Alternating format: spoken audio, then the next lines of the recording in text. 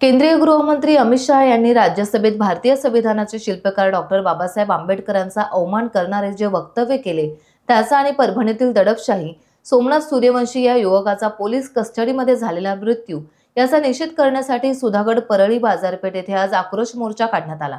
संपूर्ण देशात ठिकठिकाणी आंबेडकरी अनुयायी रस्त्यावर उतरून केंद्रीय गृहमंत्री अमित शहा यांच्या निंदनीय वक्तव्याचा तीव्र निषेध करीत आहेत।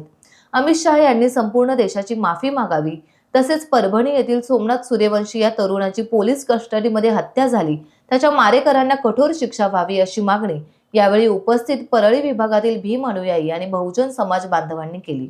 माझं नाव दिलीप जाधव, सुधागड तालुका बहुजन समाज या संघाचा मी एक उपाध्यक्ष म्हणून आज या ठिकाणी जो काय निषेध व्यक्त करायला रस्त्यावर उतरलेलो आहे।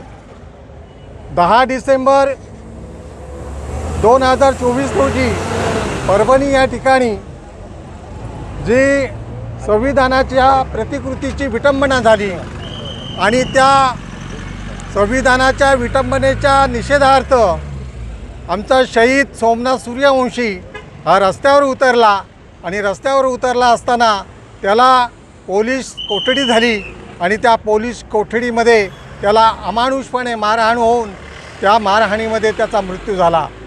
आमच्या या सुधागड तालुका बौद्ध समाजाच्या वतीने आमची प्रमुख मागणी राहील की या पोलीस कोठडीमध्ये ज्या पोलिसांनी त्याच्यावरती लाठीचार्ज केला, लाठी हल्ला केला, तर या पोलिसांचा चौकशी होऊन त्यांना शासनाने निलंबित करावे, त्यांना कठोरात कठोर अशी कारवाई होऊन त्यांच्यावरती निलंबनाचा या ठिकाणी गुन्हा दाखल करावा।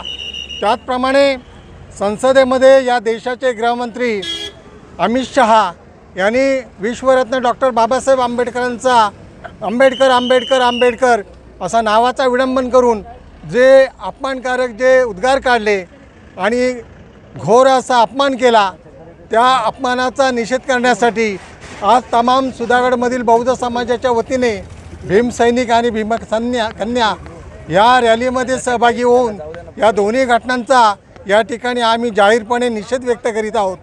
जय भीम, जय बुद्ध आणि जय भारत। टाइम्स डिजिटलला लाईक करा, सबस्क्राईब करा, शेअर करा आणि बेल आयकॉन दाबायला विसरू नका। पाहत रहा टाइम्स डिजिटल।